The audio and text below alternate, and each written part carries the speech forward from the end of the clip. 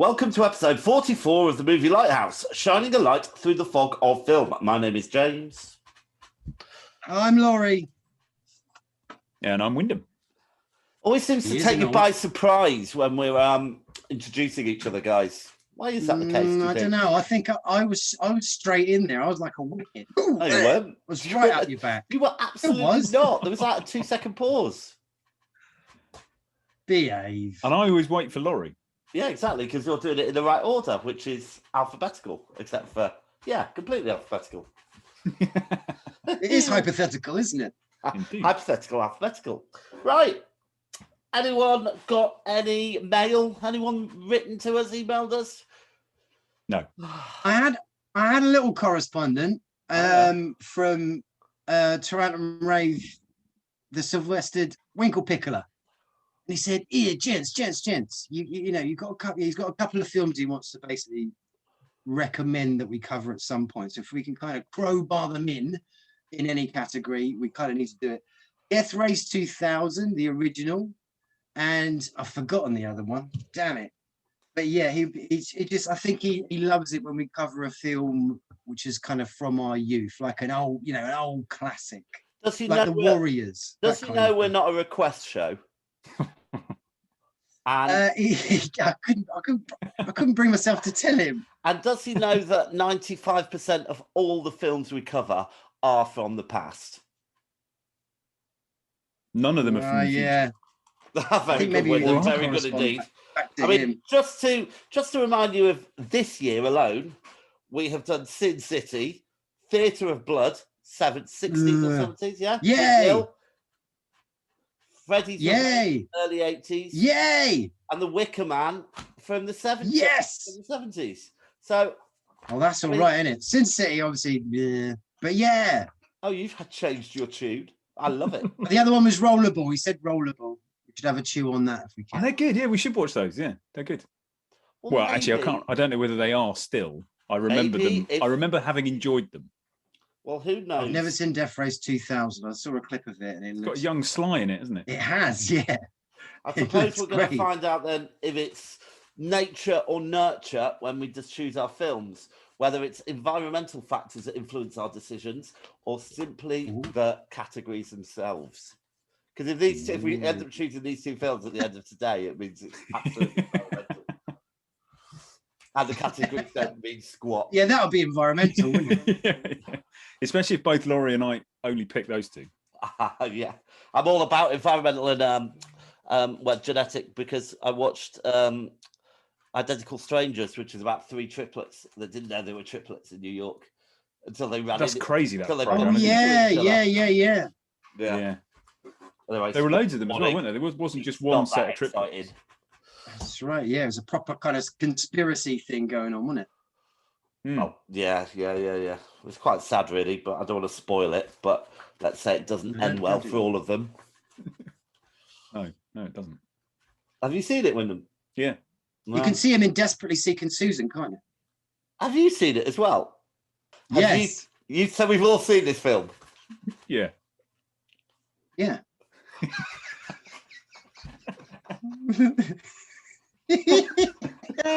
What? Oh, fucking hell. It's so hard talking to you. It's really, really, really hard.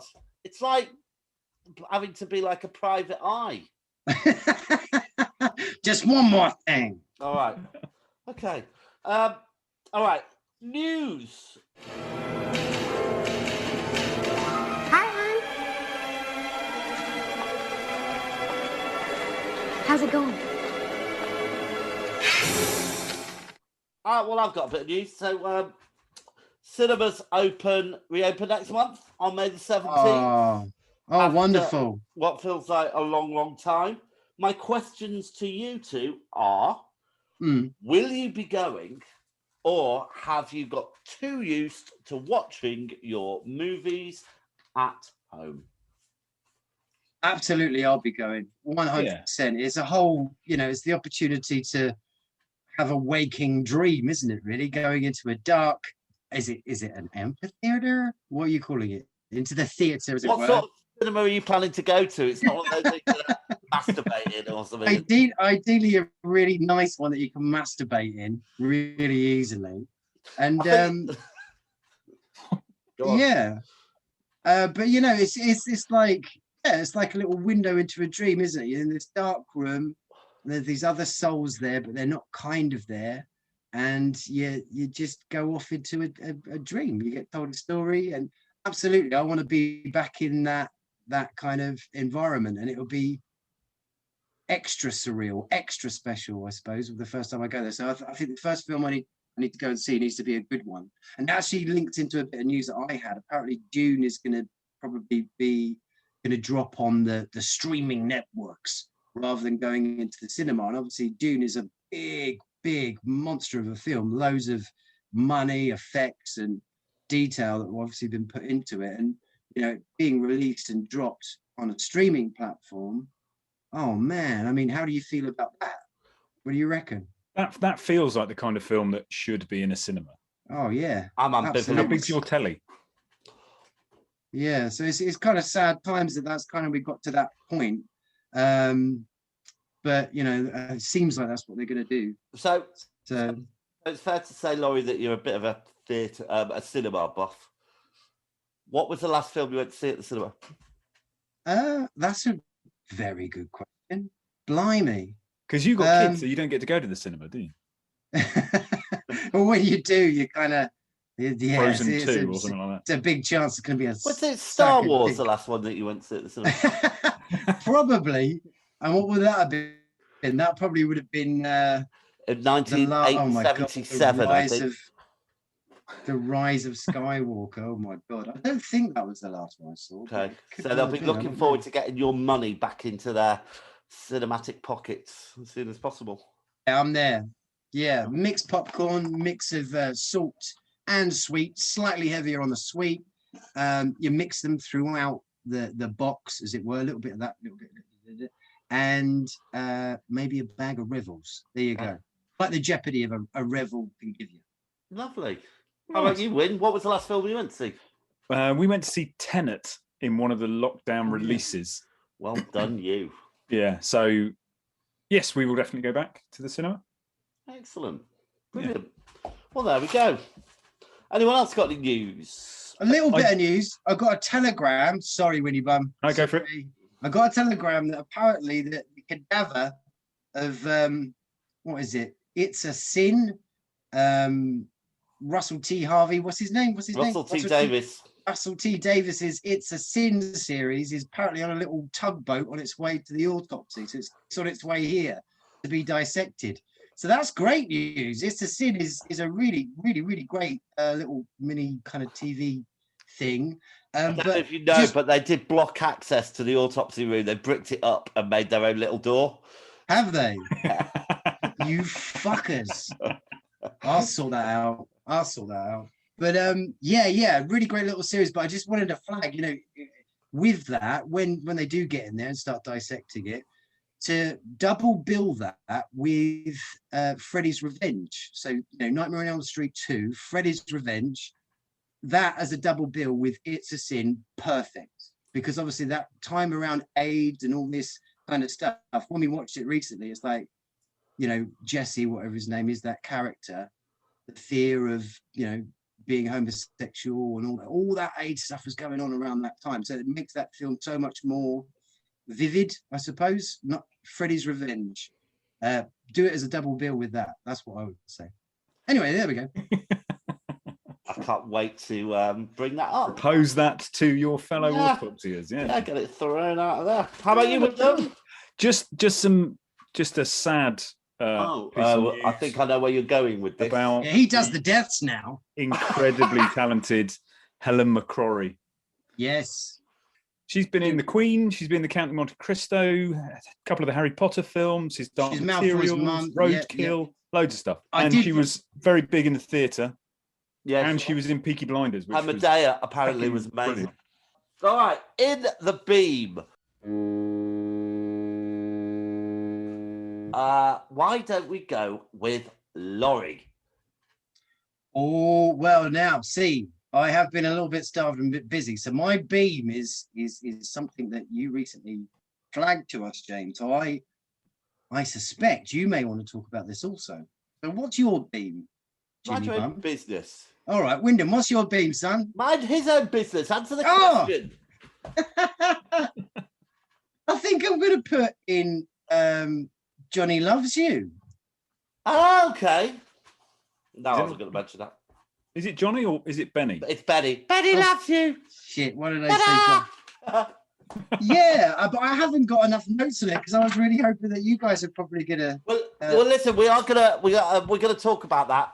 I think in a week or so, in a slightly later date. Okay.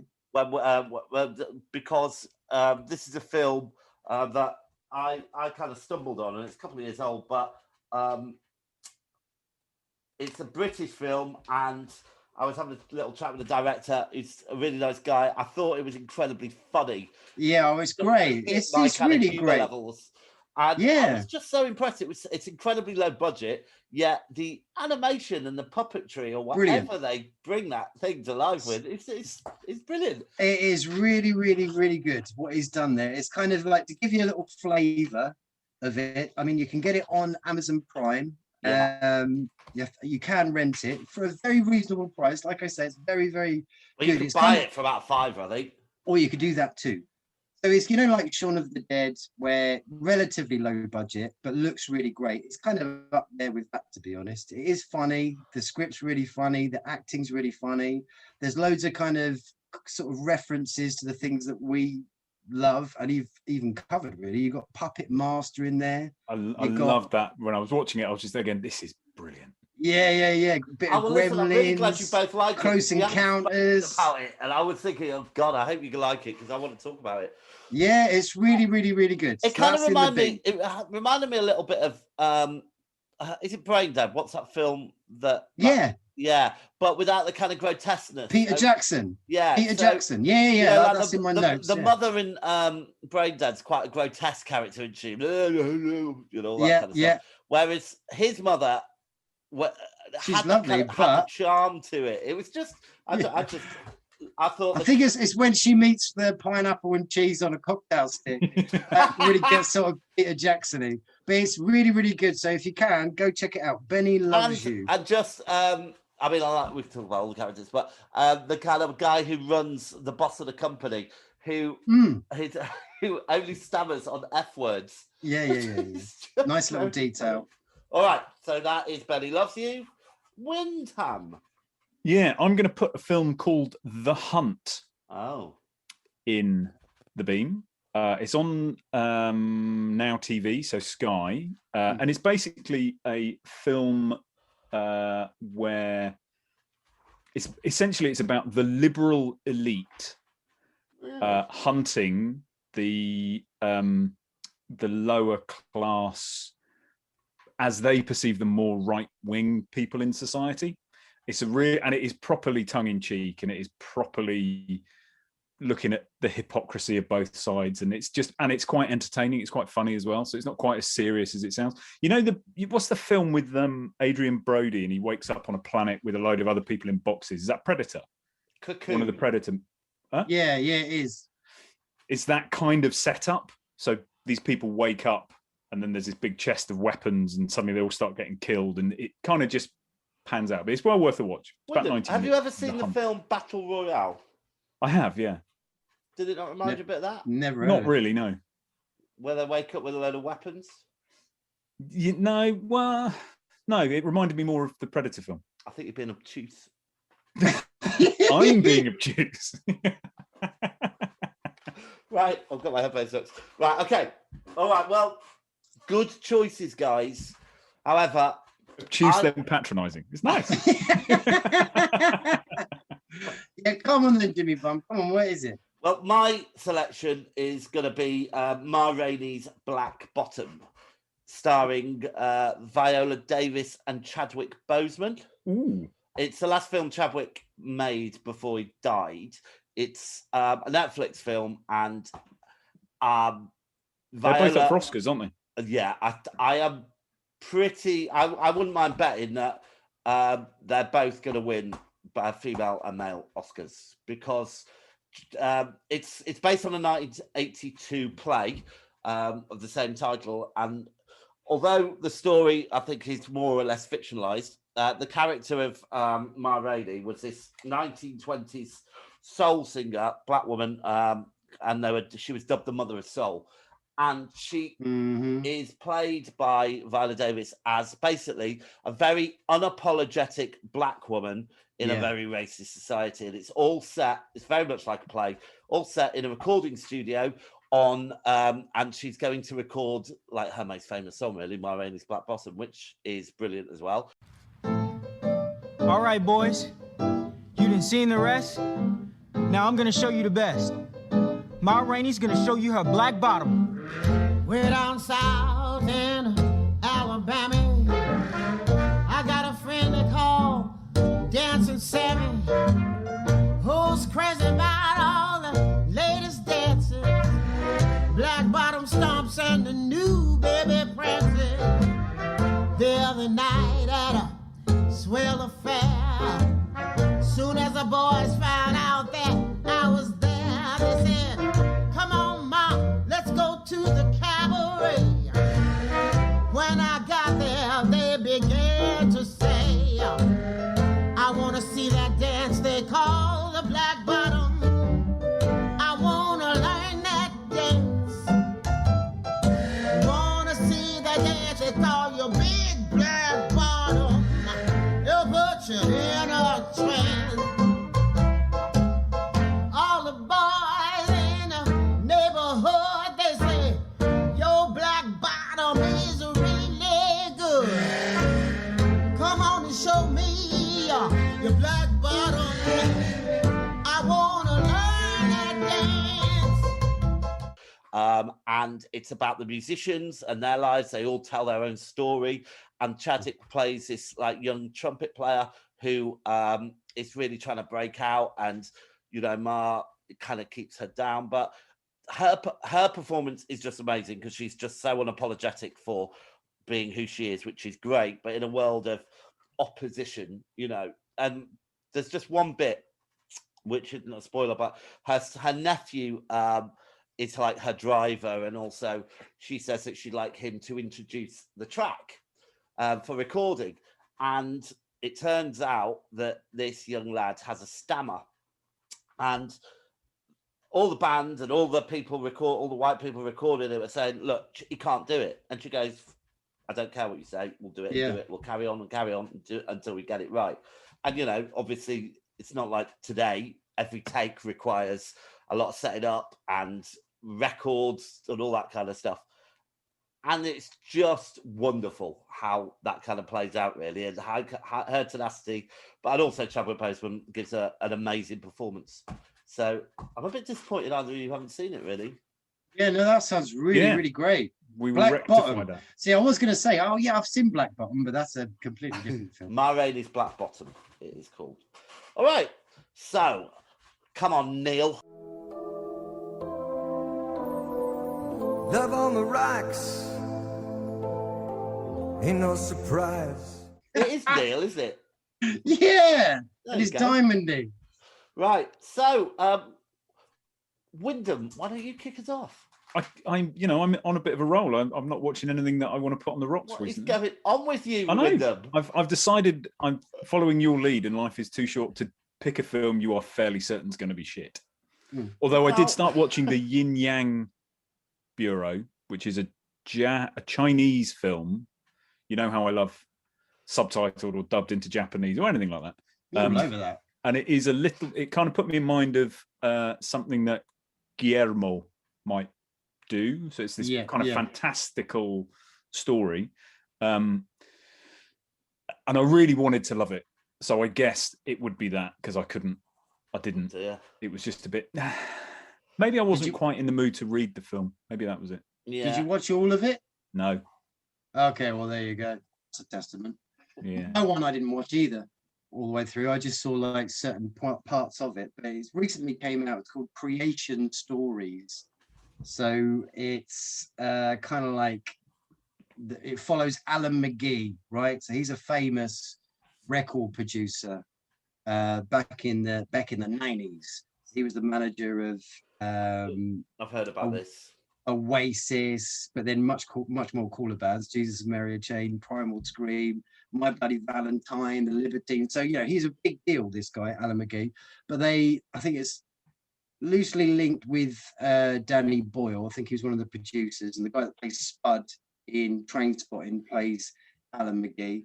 Am I right in saying there's a number of directors in this film, and Danny Boyle directed one of the stories? Are there different stories, or am I mentioning that? No, I think it's one thing, solely about Alan McGee. I think there's one director, but it's kind of the journey from him, living in Glasgow, and then sort of really getting to those heady heights of being one of the major record label owners, as it were, of the 90s British rock music.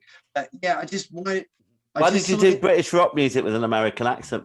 British rock music. That's better. I'm gonna bear up my American accent, aren't I really didn't like Tony Clifton was channeling you then, I think.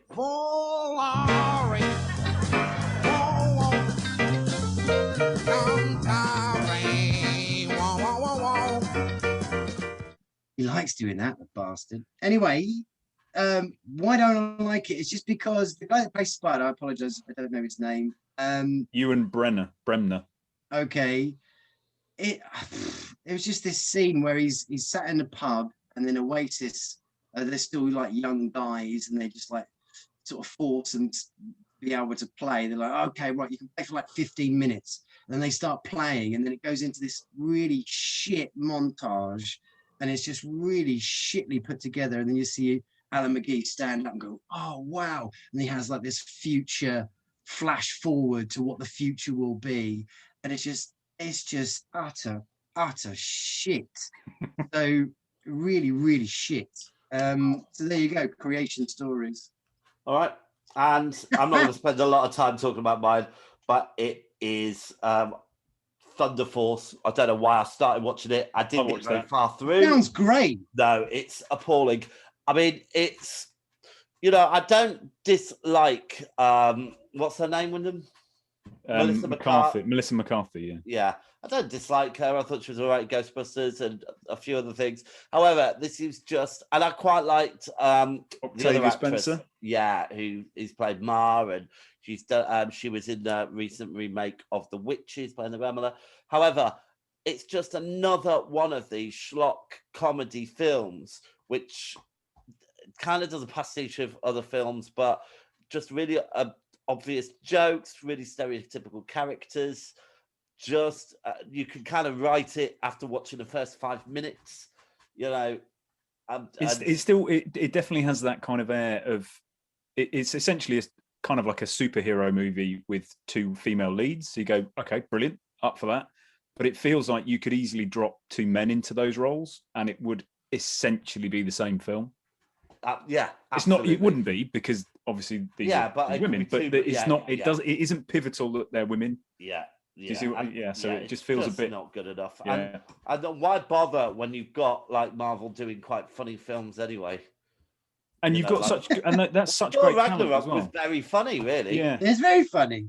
That was the Tata Watikiki, wasn't it? And when you've got the talent of Melissa McCarthy and Octavia Spencer, there has to be more that they can be given. Absolutely. So there we go.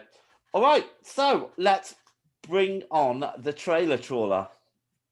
Don't know if we bring it on or we wait for it to go past. Yeah, we wait for it to dredge the bottom of the sea and ruin our... Can we just peek at it through the curtains? Just have a little peep. They've blocked up. So it can't see us. We'll just peeping out. Girls from the autopsy have bricked up the windows. So when we open the... Are we losing control of the whole lighthouse? I know. Floor by floor. Yeah. No. Well, you see, what we didn't realise is that the boiler room is in the basement where the autopsy room is. So, we haven't got any central heating either, which isn't a problem now. But come October... It's all right in the sun, but in the shade, it's freaking freezing. Absolutely. And we are halfway to Halloween, which has now become a thing I've seen on the internet. Halfway to Halloween? Yeah. I'm always excited about Halloween. Got too much time in our hands. Right, I've got one. It's called The Conjuring dash. What's it called? Colon. What's the line called, Wyndham? Hyphen. I'll start that again. Not hymen. The Conjuring, hymen, the devil made me do it. Anyone? Is that? Did you just say the Conjuring Hyman? Yeah, the Conjuring Hyman. The devil made me do it. Right, so it's another of the Conjuring series, magazine, television, film club shows. This one's about someone. I don't know if it's based on a true story. It seemed loosely that it could be. Someone murdered someone in early 1980s. And never would have happened. They say the devil made me do it, and then apparently the devil did make them do it because the devil did all of it. So yeah, I watched it today. It looks okay. My question was, are you a fan of the Conjuring series? So we've got Annabelle, we've got the nun that cried. I haven't seen any of them, but I have just looked at the IMDb intro to this one, and it says the chilling story of terror, murder, and unknown evil that shocked even experienced real-life paranormal investigators. There you go. Well, it slightly surprised me as well. So there we go. You two got anything? Wyndham, you must be racking them up with and you, Laurie, with your desperation to get back into the cinema after 5 years. No. No. Great. No. Okay, so let's move on to our main feature, which is Spaceship Spectacular. Yeah.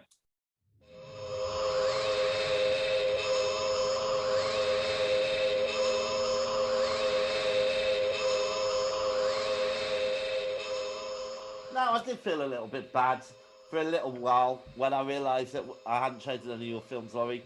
Oh my God, yeah. So what was it again? Solaris, the good one by Kodowski. I'm going to say his name wrong, but the really good one. And then Forbidden Planet, the really good film with a really great soundtrack. Yeah, neither of those were chosen. Anyway, Thanks. We'll talk about the really good films that were chosen. Yeah. What were they again? A little bit of information about spaceships. Okay. In the news, no one invented the first spaceship, but rather it was a work of a very large team. Can anyone tell me the first man in space, his name? Yuri Gagarin. Very good. Contrary to popular belief, spaceships have not visited the Earth. These are things that are made up by very lonely people. And flying saucer, the term, was coined 60 years ago when salesman and pilot Kenneth Arnold reported seeing 9 objects flying in a V formation over Mount Rainier, Washington. Arnold told a reporter on June 24th, 1947, that the UFOs flew erratically, fluttering and tipping their wings like a saucer if you skip it across water, and a worldwide subculture was born. Wow. Yeah, look at that. Hands up who hasn't seen the flying V formation. In what? An audio, in nature? It's like podcast. Should we have a... We've all seen it. No, I was down in Brighton. I was looking up at the stars. I was like, and then I saw the perfect look, just like a star. I thought, well, that must be a satellite. And then it darted off. It went, I went, what? What was that? What the shit was that? Refer you to my earlier point. Okay. On TV. I'm so lonely. On TV. So television shows that have spaceships in them. I have said Star Trek, Battlestar Galactica, and Red Dwarf. Yeah, Space 1999. Correct. Blake 7. Correct.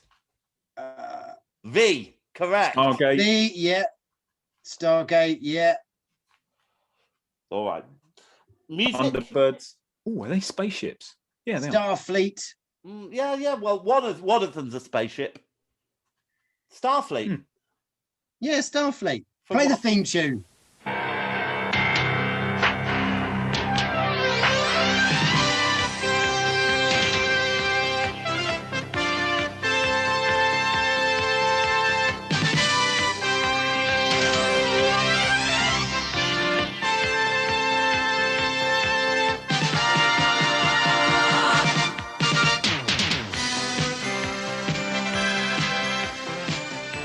what Starfleet is. What's Starfleet? That was the theme tune right there. You remember that, surely? Starfleet. Yes. Play the theme tune again, then. What? What's the name of the program? Starfleet. Wyndham, have you ever heard of a program called Starfleet? I mean, it's the Thank you. It's the whole thing in Enterprise. Yeah. In Star Starfleet Trek. is in Star Trek. Yeah. What ifs? All right, the music. Rob Zombie wrote a song called "Well, Everybody's Fucking in a UFO," which I don't know if either of you have heard. Nothing to argue with there. Yeah, nothing. David Bowie wrote a song called "Space Oddity," which was all about a man in a spaceship. Oh, I've heard of that one. That. No. And Elton John wrote a song called "Rocket Man," which is also about a man in a spaceship. Oh yeah. Were they writing about the same man in a spaceship? Very possibly.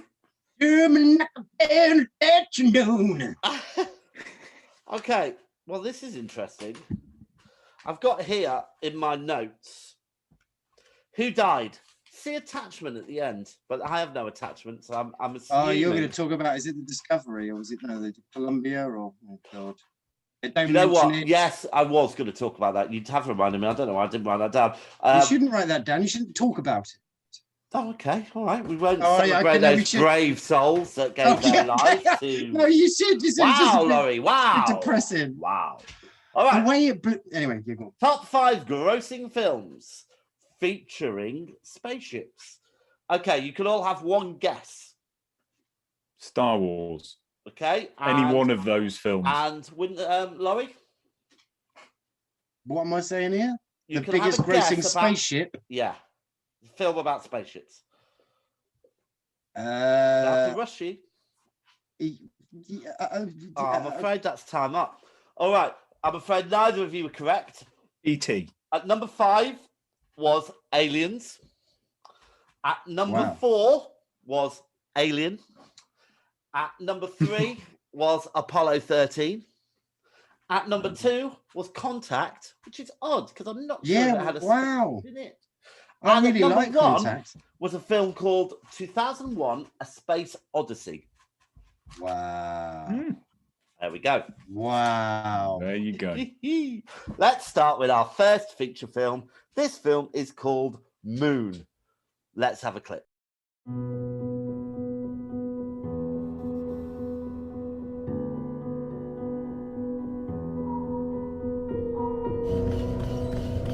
Sam Bell reporting to Central. Everything running smoothly. Over and out. Rock and roll. God bless America.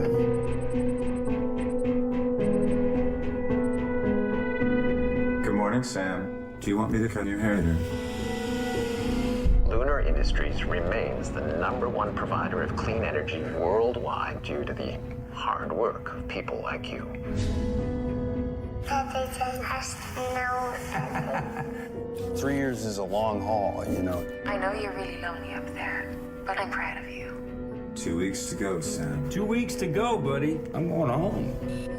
Looks like we got a live one. I'm gonna go out. Okay, Sam.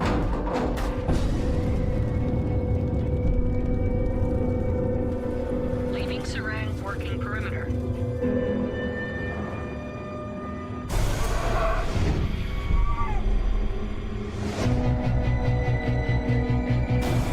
Come outside.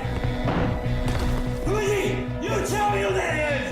Perhaps you're imagining things. Okay, so it was released in 2009, directed by Duncan Jones. It was based on a story written by Duncan Jones. The screenplay was by Nathan Parker. The music was by David Julian. The budget, anyone going to guess at the budget? Or don't guess if you already know. $3 million. $5 million. And it made at the box office $9.8 million. Done. Awards, don't know. It got I think it would have got a few. 9% on Rotten Tomatoes. And it did have a kind of sequel stroke spin-off. He followed this up with a film called Mute, 2018. which was his spiritual successor to Moon. And I've watched most of that film. It's very good. It's available on Netflix. Oh, that's Duncan Jones again, is it? Oh, wowie zowie. It certainly is. Oh, wow. Okie dokie. So, all right. So, what do we think, Wyndham? Had you seen this before? Oh, sorry, Laurie. Sorry, Laurie. Would you give us your 1 minute synopsis to this film, please?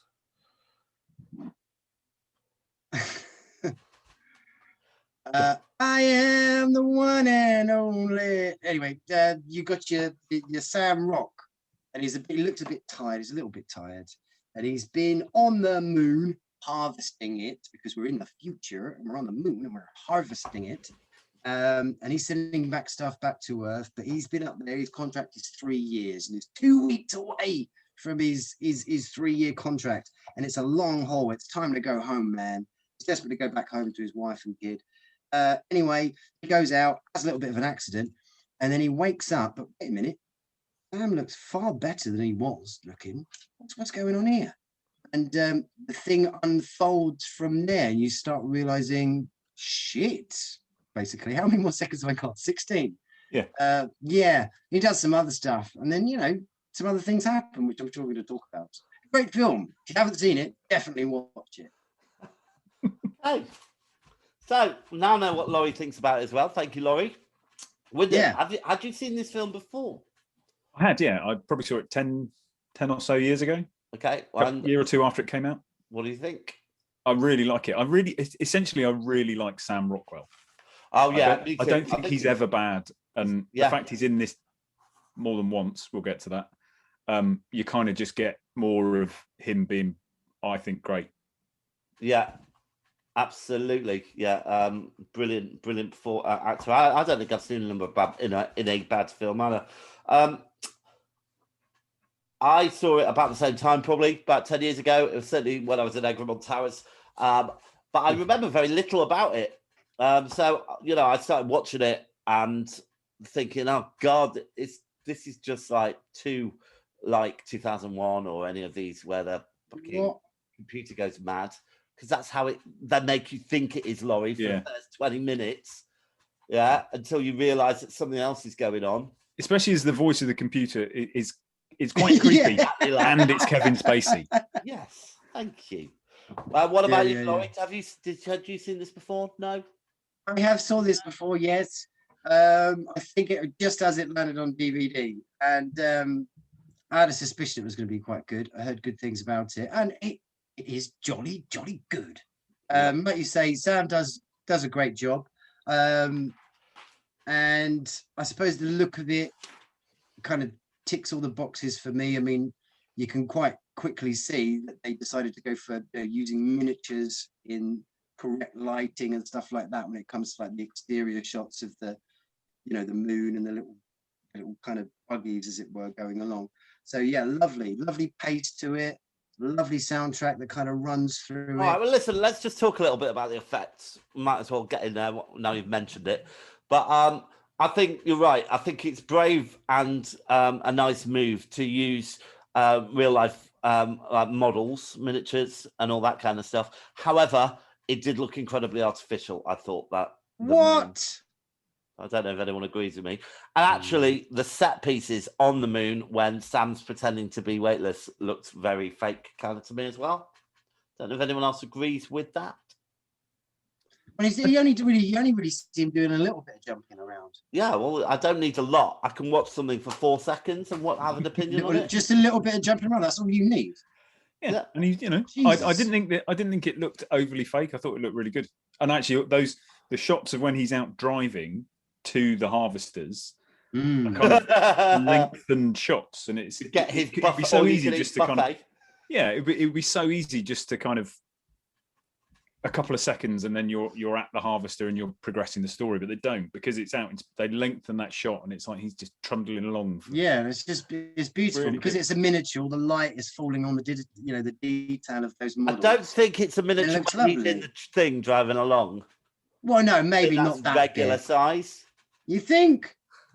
But yeah, no, I think it's got a lovely tone and texture to it. I mean, like, even Red Dwarf, parts have great kind of miniature bits to it. It's funny you should say Red Dwarf, isn't it, Laurie? Because as you probably know, they use a lot of the set from old Red Dwarf shows to make the set of Moon. Did they really? They did indeed. Holy shit! Especially the bits where they go down and find all the other clones. Oh, wow. Cool. Yeah, because I was getting just like this kind of sort of Red Dwarf vibe every now and again for some weird reason. Awesome. I love that. Thank you for that. You're welcome. So you have rather subtly introduced the main plot point / twist here. Yeah. Who are those clones? At that point, so this is a film all about clones, and at that point, it's not. This is a film all about corporate evil. Well, yeah, but it's not. It's not. This is a film all about true love between machines and muscle. 100% of the time that actors are on in this film, they are clones. There are no other people in this that aren't clones. So how can it not be about clones? You had your Matt Berry, you had the guy turning up. Yeah. Right. 5 seconds. And his daughter. Not actually there on tape. Anyway, my point is it's about clones, and I can't remember what no. now. It's definitely about the soulless evil of capitalism. No, it's definitely about the way a computer can fall in love with muscle. But as soon as that's how good a film it is. So as soon as I realised that the film wasn't about a computer that was trying to kill him, that's when it kind of got incredibly much more interesting for me, I guess. Yeah, I mean, so Sam, he has his accident and he wakes up. He's looking much better. And so you just start continuing the synopsis where we kind of left off. Should we go for it? I don't know. Yeah, go for it. You, this is where it kind of all suddenly kind of starts unfolding for you. So he'll go out. You think he's been laying there for a week or so because he's looking so much better. But no, it's pretty much immediately after the accident. So what the shit's going on here? So he drives out, goes over to where the accident had happened, and he finds a knackered version of him. It's like, what? In a spacesuit stuck in the accident. It's like, what the shit? All right, we don't need to go over the story because we're assuming people have seen it. So yeah. So my point. All right. So this basically gave Sam Rockwell the chance to perform against himself, I guess. Ping pong against himself. Yeah. What do we think of those performances? I think he's great. I think he's one of those actors who you have some actors who can do effortlessly cool really well, and you have those actors who can do a bit broken or a little bit simple or whatever really well. He can do both, and he does both in the same shot in this film. And I think I'm deeply in love with Sam Rockwell. Yeah, I think he's amazing. I don't think, yeah. And I also was thinking, if anybody had the terrible idea of remaking Beetlejuice, he could be Beetlejuice. They are currently making a sequel to Beetlejuice. And is he Beetlejuice? No, Michael Keaton's Beetlejuice. Wow. I think that's a really cool call, though. Cool call there, Wyndham. Yeah, I can see that. Sam is. I mean, look. If we think about other similar films where such things have happened, where the same actor plays different characters, I don't know. Kind Hearts and Coronets, maybe, or any film by Eddie Murphy. And we were all desperately trying to think of them, and you're going, "Fuck, I can't even remember what it's called." Meet the whatever it is. In this, I really bought into the fact that they were two different people, even though they were clones of the same people. Well, so his one version is essentially 3 years older than the other one, and as the story plays out, essentially the premise is that Sam Bell has signed a 3-year contract with this energy company to farm the moon for them, and at the end of that 3 years, he expects to go home. But as it all starts playing out, every one of them are clones. and you start getting the feeling they are designed to break down. 3 year just around about at 3 years, and then wake up another one. And so this kind of entrapment almost. Kind of this how many what rights does a clone have, and so he ends up acting against himself 3 years older than the person he was. It's really good. It's really clever. Yeah, and it's more than just 3 years, isn't it? I guess because it feels like that's a lifetime of the clone. So they're coming to terms with death, dying, and mortality. But you find out as the film goes on, there's been like countless of them before, and the only real constant that's been there is this, spacey robot thing. Gertie. I'm not sure. Gertie. I'm not sure if there were countless clones before. I think there were 6. Because we find out that, how old exactly his daughter is, don't we? Oh, yeah. She's 15, isn't she? Yeah, really good point. Yeah. So sorry, you missed that. I think. All right, sorry, darling. Yes, nice detail. But yeah, you feel Gertie at the beginning, you think, oh, he's a malevolent little bugger, and he expresses himself by like an emoji face, which is used really, really well. Oh, I didn't like that, but I liked it. I really liked it. I'm not a fan of emojis. Covered in like little, what's it called? Post-its. But as it goes on, you find out that he's been this constant watching all this going on and how it's kind of being treated, and he's like, no, I'm on your side, man. I'm gonna try and help you. I mean, there's just enough mystery in it to keep your interest throughout the whole thing, but it's not you're not trying to work out what's going to come next. You're more focused on the characters and their journey together but the mystery does just keep drip feeding away, I thought, which was nice. Yeah, and it's almost that sort of disbelief of the fit one, the young one, looking at the old one, and they're both still, you can see internally, they're still holding on to what they believe they are. And then there's this lovely moment quite later on in the film where he gets to have a chat, have a very quick call with his daughter. And when he speaks to his daughter, he finds out, his kind of wife has passed away. And that Sam is actually there. He is Sam. And then he shuts the call off, and there's this great shot of it just pulls back again. You see a bit more miniature action, and you see the earth there and the moon there. And you kind of realize, he's like the son of the moon. He is not Sam. He's completely alone, basically. It's very, very good. And it's all that internal stuff. It's like, wow. I mean, right at the beginning, when you see tired Sam saying, look, I've been here 3 years. It's been a long haul, man. You can already feel that sort of claustrophobia, that sort of frenzy already in him. You can feel it. And it felt a little bit lockdowny as well. I was just going to say about that, do you think that this film is more relevant because of lockdown and people being isolated and on their own, or trapped with people? It would be a lie to say I'd even considered it. Wow. Yeah, no, I did right at the beginning. That didn't occur to me, but as you say, yeah, maybe. Well, there we go. Let's hope we don't go back into lockdown for another 2 years. So Let's not do that. That's what happens. I put here, I love films about isolation.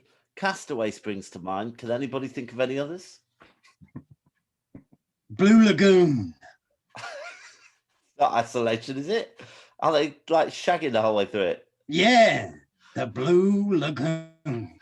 But can you think of any films where people have just been on there and it's just like a one-hander? Oh, okay. What about that one where Deadpool is in a coffin, buried? I haven't seen it. I have seen that. Yeah. Well, I saw half of it. I did lose interest, to be honest. Yeah, I can imagine. Yeah. How about the one where the climber falls and traps his arm and he has to cut it off with a penknife? Oh, yeah. 20-something hours? Yeah, that's it. Yeah, quite good. Anyway. All right. So... I did think there is a fairly major plot hole in this, though. Go on. So you've got Gertie, who is a computer, and at the beginning, the tired Sam is saying, "Have they fixed the secure satellite yet? Because I want to be able to contact home directly." And again, yeah, sorry, it's on the list. It's low on the list. Yada yada yada. When the young Sam comes out, He creeps out of sickbay. He comes around the corner and he hears Gertie having a video call with live video call, and it's important to the plot. But Gertie's a computer. Could have just sent. They wouldn't have had why would they have a computer actually talk to people on Earth? Why wouldn't it just be a message sent?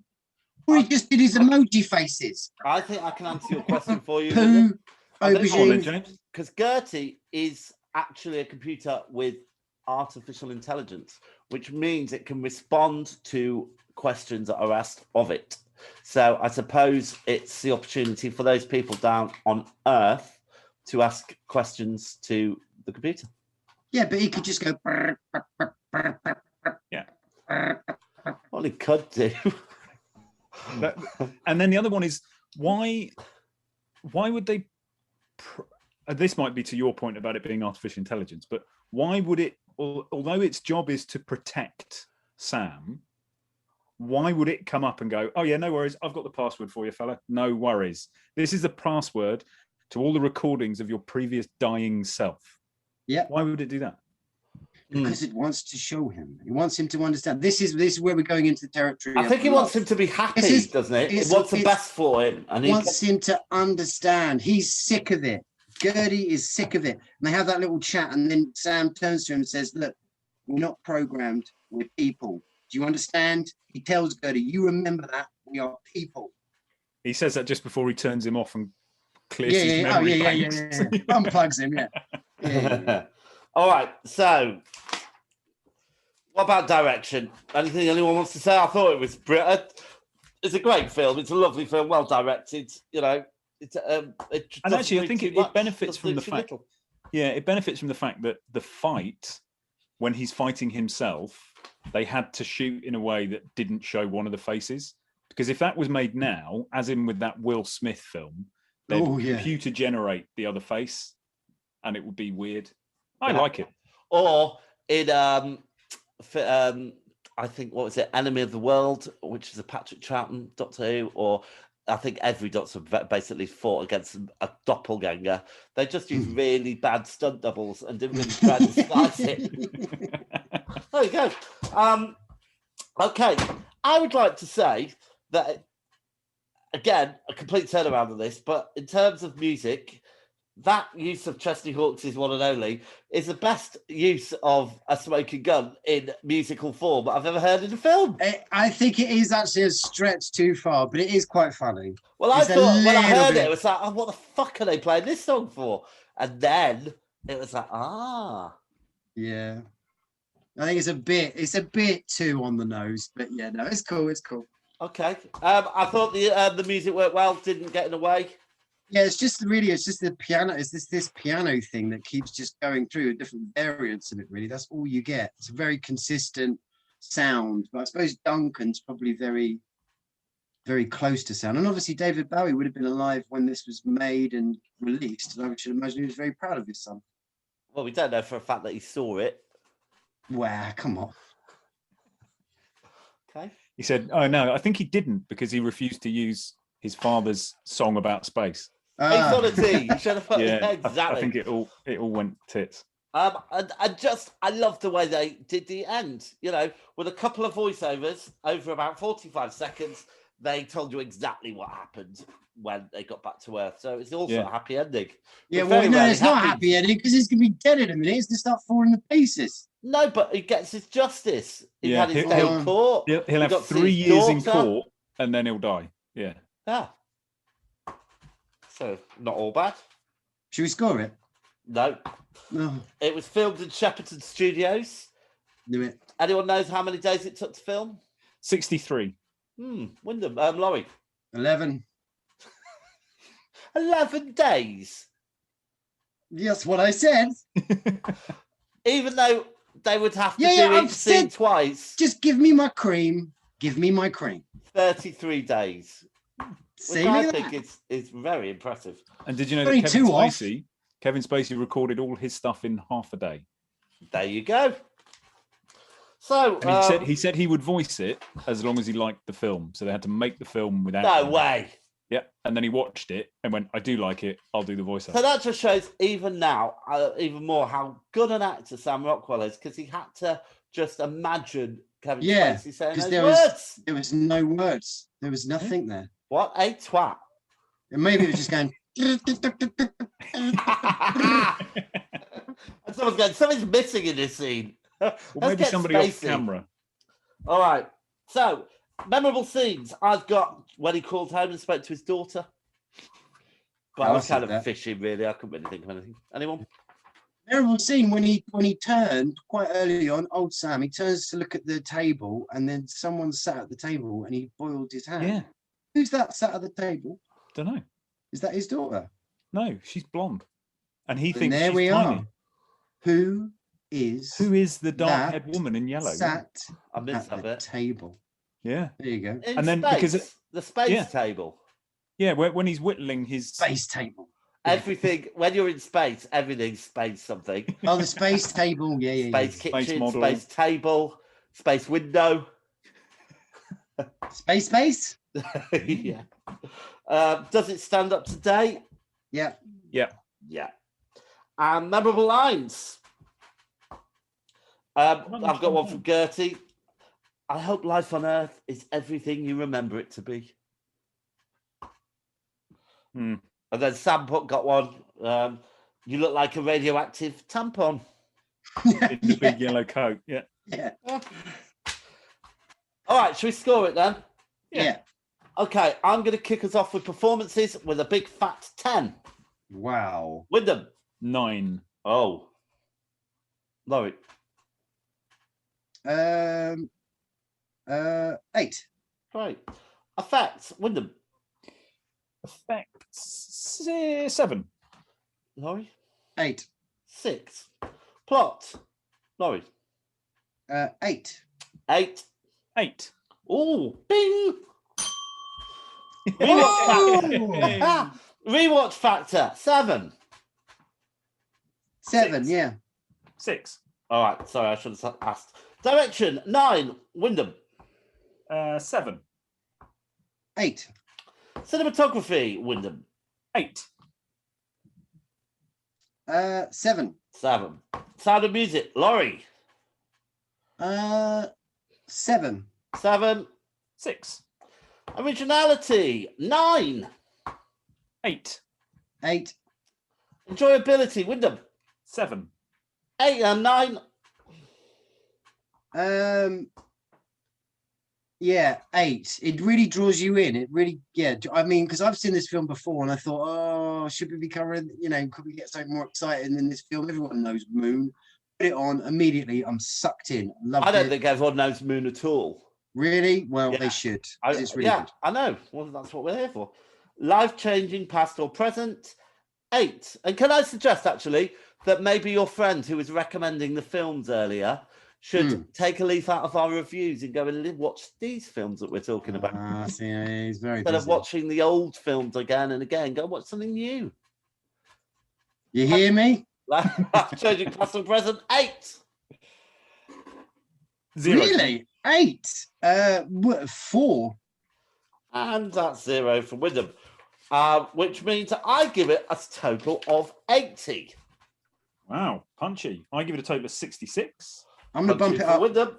I'm going to bump it up just one more point for shits and giggles. 73. 3. Well, how did you make it? What do you mean? You put it up? You can't change the score. Is it 72 really? So I was keeping my score as I was going through. Yeah, it's really 72, but 73. Right, 72 with the 3. As an echo. Threw me a little bit. Bear with. Sorry, honey. Is Movie Lighthouse score of 72.6 recurring. Which, if you rounded it up, would be 73. 3. Right, so 72.6 puts it on our leaderboard, 2021 leaderboard, in second place with 72.6, just above The Descent, but below The Wicker Man, which I think is pretty reasonable. I think that's pretty reasonable. And in the bigger scheme of things, it It matches. Is it 72.66 reoccurring? Did you say? Yeah. I did. Yeah. Okay. It shares a place with the little-known film Wreck, which is number 22. Great film. Which is just above Nightmare on Elm Street, but just below Dead Man's Shoes. It's a good little grouping there. Lovely little grouping there. There we go. All right. So let's move on to our second feature, which is Event Horizon. Wake up, Jason. What? Who said that? What? Jason, you are a chicken. You are a chicken. When you awake, buck. Let's see if we can get to wet himself. No. Oh, yeah. Jason, you need to urinate. Urinate. Right. It was released in 1997. It was directed by Paul W.S. Anderson. Why he needed to put both letters of his middle names in there, I don't know. Author. What's your middle name, James? James. What's your first name? James. Are you James Wielden? No, James Wielden. Oh, nice. My middle initials would be GJ. No, they wouldn't. Of course. I'm JW. Yeah. Right, the music was by Philip Kamen. Budget was 60 million. Ooh. Fucking wankers. It unfortunately only made $42 million. So that means it made a bit of a loss. Only gets 28% on Rotten Tomatoes. Sequels and spin-offs. As you would probably imagine, if it made such a loss, why make a sequel or a spin-off? However, of course they did. In August 2019, it's reported that Paramount Television and Amazon Studios were developing a television series based on Event Horizon. So there we go. It featured Lawrence Fishburne as Captain Miller, Sam Neill as Dr. William Billy Weir, Kathleen Quinlan as Peters, Jolie Richardson as Lieutenant Stark, Richard T. Jones as Cooper, Jack Noseworthy as Ensign Justin, Jason Isaacs as DJ, Sean Pertwee as Smitty, Peter Marinka as Captain John Kilpack, and that'll do. Quite an all-star cast. Let's have a clip. After 7 years in deep space. There were 18 people on board this ship when it disappeared. I want them all accounted for. Opening outer door. It came back, abandoned. Any crew? Negative. This place is a tomb. But it didn't come back alone. Captain Miller! I've got some problems here! This ship has been beyond the boundaries of our universe. Who knows where it's been? And what it's brought back with it. Did you hear that? What is it? The ship is reacting to us and the reactions are getting stronger. What are you telling me, that this ship is alive? Oh. I have such wonderful things to show you. I went to see this film at the cinema. It was one of those films that I went to see when I was underage and snuck in with my sister and probably one of her many boyfriends at the time. I absolutely loved it. I thought it was great. However, I'd also been to see In the Mouth of Madness at the cinema. I thought that was great as well. I was also a fan of Omen 3. Sam Neill was one of my little Sam Neill, yeah, horror icons. So really, really liked it. And coming back to it again, I have to say I liked it again. Laurie, what about you? I remember seeing it a long time ago, man. I don't know when, 15 years ago plus. And I remember thinking it was all right. It was a bit like, like a bit gory, a bit heavy metal, for want of a better word. But I remember thinking it was all right. And then I watched it this time, and what a sack of shit. Wow. I really, no. Oh, wow. No. Okay, Wyndham. I quite like it. Thank you, Wyndham. I watched it a similar sort of time ago, I guess. I can't remember when, but it would have been 15 years ago, something like that. And I remember watching it the first time round, and I evidently was, I'm not, as you know, historically not a big fan of horror. And I found it a little disconcerting. I remember finding it a little disconcerting. It really is. And then watching it again, less so, because I now watch these films in the middle of the day. But I still think it's a good film. Yeah, I enjoyed it. I think you're right.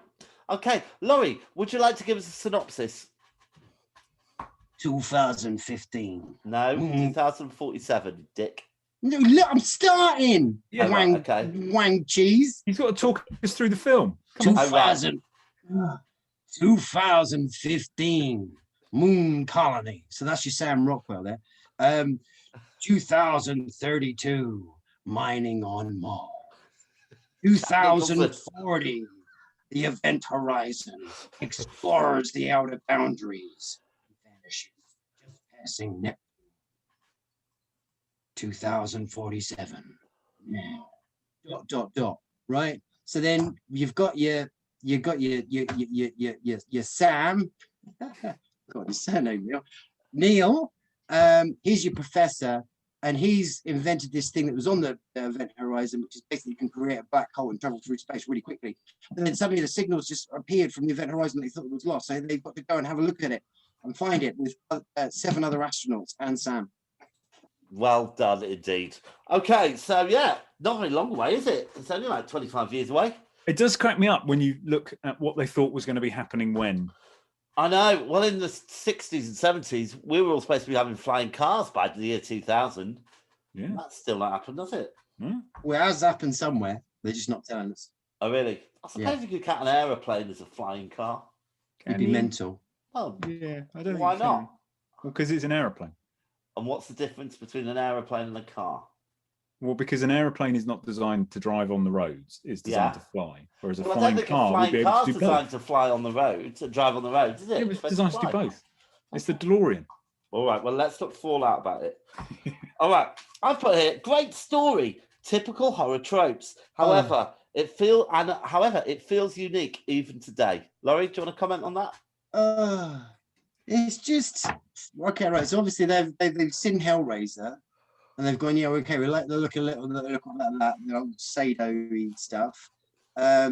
It's just, it's interesting when you said you went and see it at the cinema with your sister and one of her many boyfriends. It really is. It's just one of those films that it's like a date night movie where it's going to be a bit scary, a bit sci-fi, and just a bit shit. There's nothing to it. There's none of the characters. I mean, you're supposed to be following Sam. You quite quickly realise that Sam's a dick. And yeah, but any film with Sam in, he's going to be the wrong one. yeah. But like, he must find it very difficult to make a restaurant reservation in real life. He lives in New Zealand, and if you see him coming, you're going to go, no, fuck off. You're going to ruin everything. You're not allowed in. However, at least he can get a restaurant reservation because he is in New Zealand now, not locked down. Quickly go back to the film. So yes, they have seen Hellraiser. They have seen Alien. They're doing the whole, 8 astronauts. They're sitting around the dining room table. They're all relaxing, smoking cigarettes, a certain dialect between them all. It's like, okay, fine, I'm going with you. But then you kind of get to the point where obviously Sam, you think, is your protagonist, but you quickly realize he's a bell. And then you don't really get any opportunity to grasp on any of them, apart from Fishbone, who's actually really great. He's for me, he's the kind of saving grace in this film. And he's the only one actually really says anything of any interest when he talks about seeing one of his crewmates, someone that he was in responsibility of, he had to let die because there was a big accident happened. They were on fire. And that's the only meaningful thing in this film. The rest of it is utter schlock. Go to the cinema. The soundtrack's awful, noisy. It's just, anyway, I could not get on with it. And what made me laugh my balls off was when they get on the Event Horizon. So the Event Horizon, basically, Sam has created this machine that can open up a black hole, so it can go through itself, basically, and travel. I think it creates a black hole. Enormous distances, sure. Yeah. So we know in 2000, it vanished. And then 7 years later, it suddenly appears again. So where has it been for 7 years? And, they go onto the ship and you can quite quickly find out it's a cursed ship. Something bad's gone on. and it kind of gets to the point where you realize this place has gone to, it's gone to meet the Cenobites. It's gone to hell or somewhere like that, which is really, really cool concept. It's fine. It's really good. But the way they do it is just really shallow, and it just they see this recording, or they find this recording that was the signal to imply that the Event Horizons appeared again. So obviously back on Earth, they would have listened to that recording throughout 1,000 times, analysed it, But no, apparently, when they're on the Event Horizon itself, there's just one of the crew members just says, "Oh, no, wait a minute, rewind that a second. I think that might be Latin. I think that might be Latin." It's like, what? They sent up 8 astronauts. So immediately, this film can fuck the right off. I don't think they got access to that recording until they were actually on the Event Horizon. No, that was the signal that was sent back to Earth. Was it? Yeah. So they sent up 8 astronauts. Yeah. I don't think it's fair to criticize the whole film for that little thing. Just to let you know, that did stand out to me as well, though. The one thing that kind of stands out for me is like Sam Neill's kind of character change, really. So he is. You do think he's a protagonist until halfway through. I mean, if I'm right, I think very much like In the Mouth of Madness, actually. And then halfway through, he changes. However, you probably aren't aware of this, but there was like an extra 55 minutes of footage of film made for this film. But they wouldn't let them release the full-length film. See, maybe that's the film I like. Maybe that's the film I like. That footage was damaged beyond repair. So that's why there's never been an extended version. And I think there's lots of gaps which would fill in bits of this story, which would make it better. However, I do think that they managed to weave the stories of the individuals well together. The crew, as we know in Aliens and all those other films where you've got a crew of people going to rescue someone, seems well formed. They're not too tokenistic. The black character's a bit stereotypical. I'm not talking about Lawrence Fishburne, I'm talking about the other one. But they don't kill him off. And his lines are, gratingly bad. I don't know. I mean, I think Pertwee's brilliant. Yeah, it's a fair comment about they've obviously seen Alien and they've seen Hellraiser and they've seen this, that, and the other. But if you're gonna set your movie in space that requires a spaceship, then there will be certain department heads required to maneuver that spaceship. So you do need all those characters. I'm not arguing that. It's just the whole design and feel of it. No. Right, but I do agree that because the darkness that the ship has been to a whole different fucking universe of chaos, and comes back, and it kind of starts making everybody have these little visions and scary bits and pieces. And you're right. The two that you might possibly give a shit about are Lawrence Fishburne's, because it's a personal thing he's done, and Sam Neill's and Weir's, because his wife committed suicide while he was off pursuing his dream, inventing this machine. But you don't care about Sam Neill's because he's a fucking wrong'un. You've already cut him loose, so you're still with Fishburne, and he has that sort of, like I say, literally the only sentence or paragraph in the whole bloody film where he talks about what he had to do and that sacrifice he had to do, and it will always stay with him. There's not another word uttered in this whole film. What? Listen, I'm just talking a little bit about the effects. I will agree that I think the makeup of those visual effects do look pretty dated. They don't especially the eyes. But however, I think that the spaceship and the design of that is actually spectacular. I think it looks amazing. The way that the Event Horizon machine, opens up, and that room and the corridor towards it, all of that looks fucking amazing. That to me, I think, is very telling, though. You can tell Sam Neill designed it because it's a cheese grater, a meat grinder that leads you into a room that is obviously destined to channel evil. Exactly. This is the thing. I mean, like I say, the concept is absolutely superb. I love it. So you've got this thing where you've got you've got a black hole that can twist and change, and you can travel in space, but it's gone to somewhere really malevolent, really dark, really satanistic, as it were. But straight from the off, they go on board the ship, and they're actually telling you the ship's design is a fucking monster. Like the way that the doors shut, these huge spikes. Okay, right. So I'm supposed to believe that the ship was designed like that, am I? And then this like black hole portal thing is a thing off a heavy metal cover. It's like spikes, and it's already this. It's all designed. It's just it knocks you out of the film. It's like it's already trying to be whoa. I'm Satan from hell. I mean, let's be honest. No, that's supposed to be the science bit. I disagree, because I think scientifically, obviously the science is a load of bollocks, I'm sure it is. I quite like the fact that they try to tell you it isn't. However, to say that they need that room at the bottom, which is somehow masked and magnetized, and that's what they're saying. All those things are magnets, basically. It would have to look spherical. It would have to look something like that. Of course, they are gonna base it on. We're only Hellraiser. Yeah, which was only like 8 or 9 years before.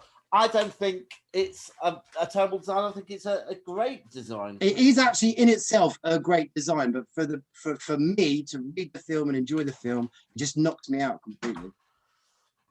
Soz. No, it's okay. Not everybody's right, are they? With them.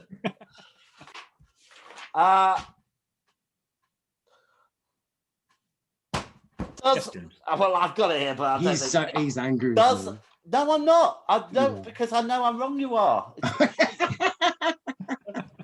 It's okay. You think the end drags? The end drags so. Well, imagine if you had another 45 minutes. Look, in what way does it drag? So you found out. Okay, it's Sam, right? And then Sam got to blow the ship up. They always have to blow the ship up. Sam shoots the window. Yeah. Everyone starts getting blurted out the window, and then you're pretty much done, man. You're there, you're done. But I think it's maybe another because you didn't hour. like the film, it might have felt like it was dragging for you. Maybe. There's just loads of it's a half hour of bang explosions, bombs ticking down, a bit of lightning going off. It's just like, oh, stop it. Anyway. All right, so Wyndham. Does the science make sense, and does it matter? So the nice thing about this is that there's actually when Weir is explaining going faster than the speed of light, the whole crew kind of go, you can't do that, and he goes, no, you're right, you can't break the rules, but you maybe can get around them. And I magicked up a black hole making device, and that's how I do it. Great. Not being a scientist, because my dog had got tangled up in my headphones. Sorry. Yes, the science does make sense, and it works perfectly. Okay, Laurie. Right. Same question. No. Could you identify any plot holes in this? Yeah. Please, this is your opportunity. We're just like, oh, okay, all right. Maybe it's not a plot hole. Maybe it's more of an exploration into Weir's mind. This is Sam Neill's mind. So if he was anything to do with the design of the event horizon itself, why was it already designed so malevolently? Why? Well, why do you think destined from the moment malevolent? From the moment it was made, it knew where it was going to go, kind of thing. Okay, well, that's quite interesting. Look, that's already in Weir. No. Well, then there it goes. So that's bollocks. It goes back to the film. It's a silly thing. They didn't know where it was going. They didn't know they were sending it into a dimension like hell, a chaos dimension. Why design the doors with big fucking spikes coming out of the end? All right, why in the film Alien are there lots of corridors which are pretty dark and eerie looking with water dripping down them? Very functional. So you're probably looking at not functional. A functional room would be a fluorescent lit room with no places for things to hide. Surely, obviously, they have to build. If they're making a film about a horror film, if they're making a film which is horror set in space on a spaceship, there has to be a certain design element to the spaceship that is spooky. Surely. All right. Okay. I'm down. Oh dear. No, it feels like the end of the actual film now. It's like I've already shot the window. Okay. Yeah, but there is that. But the ship brings him back, right?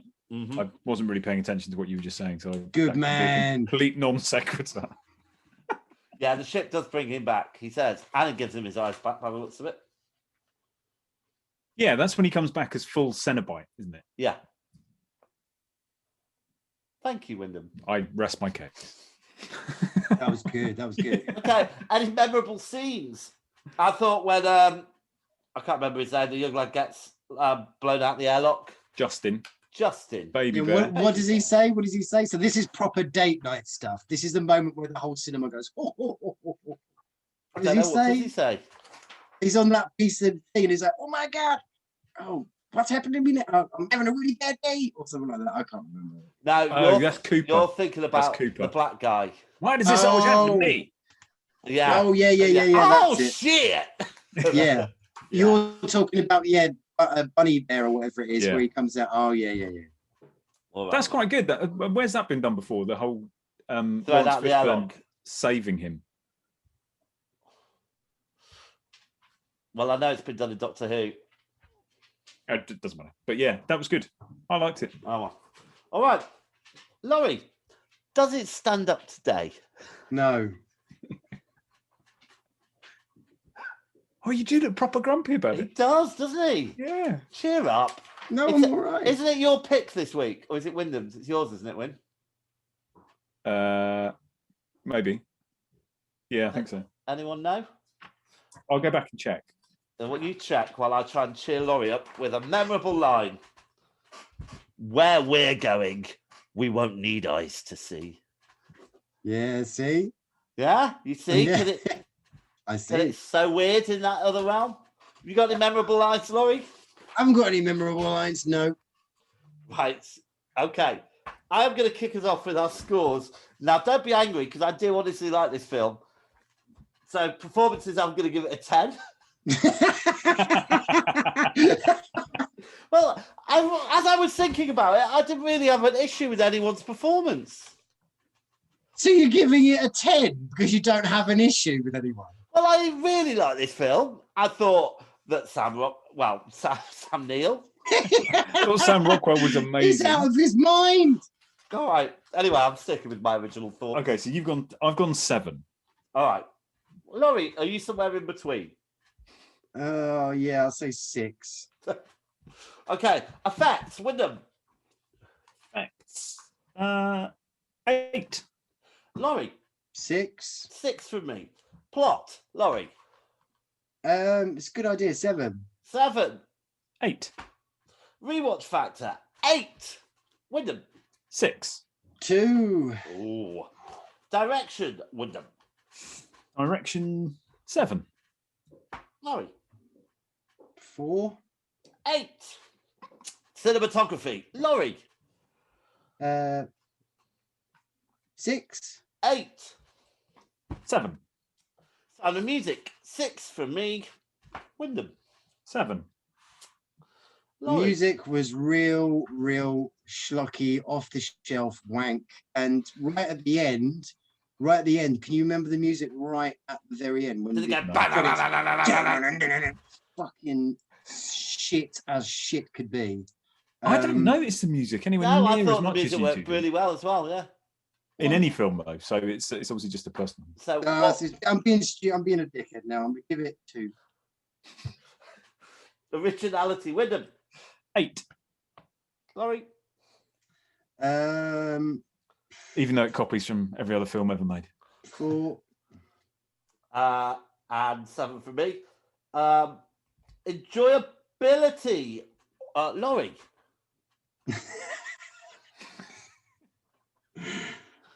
5. Yeah. Wow. 8 from me. 7 from me. And life-changing, past or present, I'm going to give it a 9. I'm going to give it a 0. And Laurie, you're going to give it... Has it changed your life today or yesterday? Yeah, no, I'll give it a 3. Lovely. Which means I give it a score of 77. I've given it 65. Lovely. You have to bear with me. It is a bit weird that they didn't all freak out at the amount of human tissue in all the crevices. In those crevices. They didn't spot it. Did you not notice? It was just the lightning. That is another issue, actually, because there is no lightning in space. Maybe it's electrical discharge. Maybe. Don't think there's any of that in space either. No, I think that's the science of it, James. Laurie, how are you doing there with your numbers? You think they're not very big numbers, so yeah. 42. Ooh.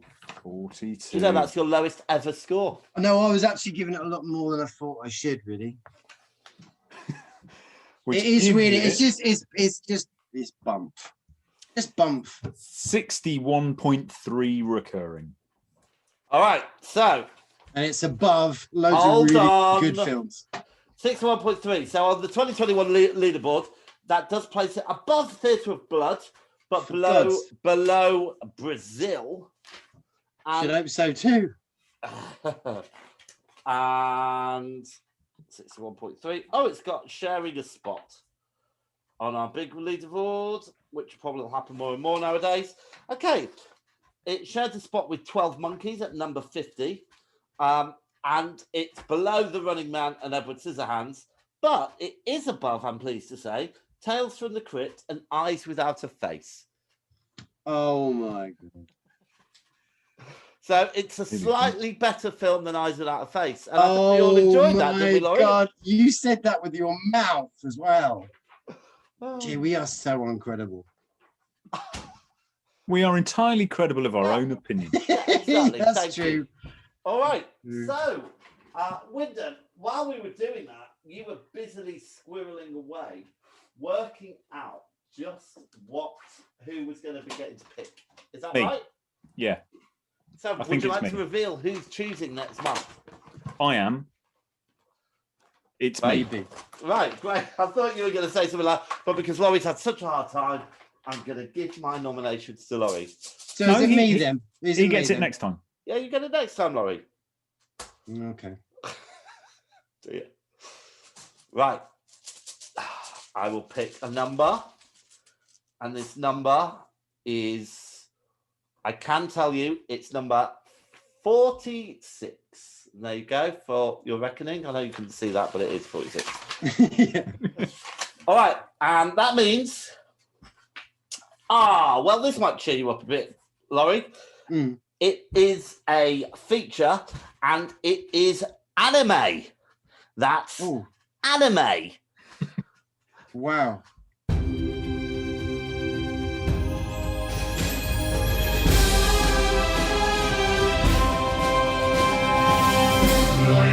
Do you want me to go first? Yeah. All right. So the first film I'm going to say is Grave of the Fireflies, which is from Studio... Ghibli. Yeah. Grave of the Fireflies? Grave of the Fireflies. I just thought it was beautiful, emotional, and wonderful. So that gets my vote. Okay. Laurie? Okay, so we're on a Studio Ghibli one, then I suppose I'll say Princess Mononoke. Princess Mononoke, which I think is, for me, is probably the best one they've ever done. But it is quite long, and I probably shouldn't have chose it, but I have. But it's actually not that long. Well, wait to stack the deck in your favour, Laurie. Well done. Yeah. Okay, and I was going to try and choose one that wasn't Studio Ghibli, but I've got to be true to myself, and I'm going to choose the one that is probably the most well-known, but I really like it, and that is Spirited Away. Spirited Away. Okay. Yeah. Laurie? And then I'll just do the big boy, the Daddy Mac, Akira. Do you know what? I nearly was going to do Akira for you, but I decided not to. Okay, so I don't have a lot of experience with anime. I did many years ago. I did see Legend of the Overfiend. Wow, I was going to recommend that. Yeah, you dirty boy. Great film. That is great proper, film. Yeah, proper it is elongating wang in that. But yeah, it proper is. I wanted to recommend that, but because it's just a little bit. But my wife said recently, so by the way, Laurie, you realise you're in that creepy man phase now. It's like, okay, I could be construed as one, but yeah, Legend of the Overfiend, fantastic film. Okay, I'm going to go for Akira. Yeah. And Grave of the Fireflies. Oh, lovely. Have you seen Grave? Will you stop criticising my choices? It's the war one, isn't it? Have you seen it then? Well, I know bits about it. Have you seen it? No. Right. So shut up then. All right. Okay. Well, that's us. Thanks very much, everybody. Thank you. You're welcome.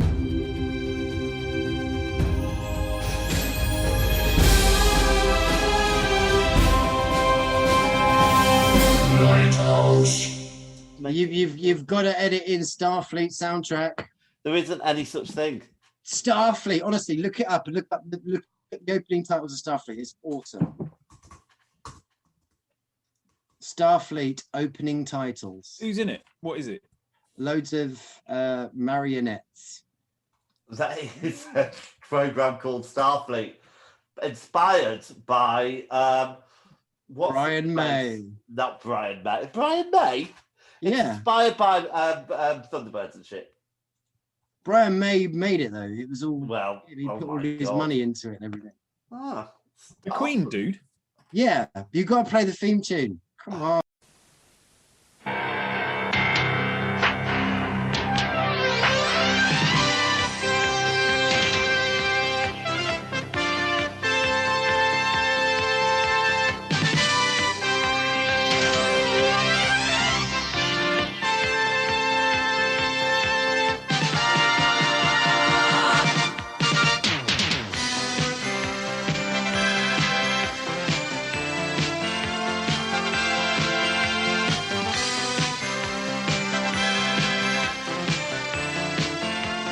Space Pilot Hagen, sir.